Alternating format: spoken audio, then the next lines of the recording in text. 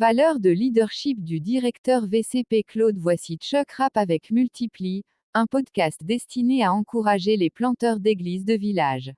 Au cours des 2 derniers mois, nous avons appris du leader de l'Ancien Testament Néhémie. Aujourd'hui, nous glanons la sagesse d'un leader actuel, notre directeur VCP Claude. J'ai récemment eu le privilège de passer une semaine avec Claude et son équipe à Lomé. J'ai observé ses comportements de leadership et l'ai interrogé sur ses valeurs de leadership. Voici ce que j'ai appris de lui, et je suis ravi de le transmettre à nos auditeurs. 1. Claude considère le point de vue de chacun. Il ne fait pas simplement ce qu'il veut, en tant que leader, il se rend compte que tout le monde doit être entendu et que sa contribution doit être prise en compte. Je pense à Philippiens 2 versets 3 à 4, ne faites rien par ambition égoïste ou vanité vaine. Au contraire, dans l'humilité, valorisez les autres au-dessus de vous-même, ne tenant pas compte de vos propres intérêts mais de chacun de vous dans l'intérêt des autres. Les dirigeants bons et pieux recherchent l'apport de toutes les personnes impliquées et recherchent le Seigneur lorsqu'ils prennent des décisions. Nous ne pouvons pas plaire à tout le monde avec chaque décision, mais les bons dirigeants peuvent s'assurer que toutes les personnes impliquées ont le sentiment d'avoir eu l'opportunité d'être entendues.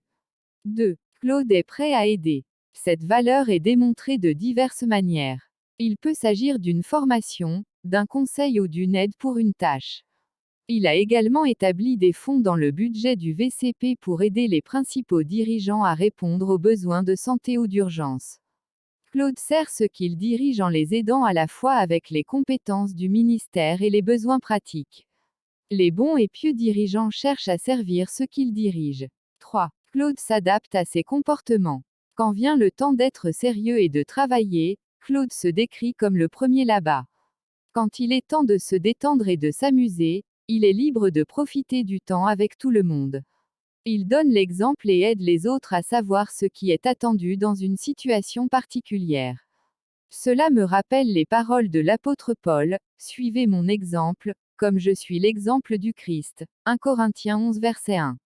Cela me rappelle également l'importance de maintenir un équilibre sain entre vie professionnelle et vie privée. Si les dirigeants travaillent tout le temps, ils risquent l'épuisement et la fatigue. 4. Enfin, Claude veut transmettre ce qu'il sait aux autres. Cela peut être par l'enseignement, le mentorat ou une simple conversation. Il collabore avec d'autres pour élever leur efficacité de leadership à de nouveaux niveaux. Christ a adopté une approche similaire, il passa du temps avec ses disciples et y déversa sa vie et son enseignement. Cette méthode a fonctionné pour Jésus, et elle fonctionnera pour les dirigeants pieux aujourd'hui.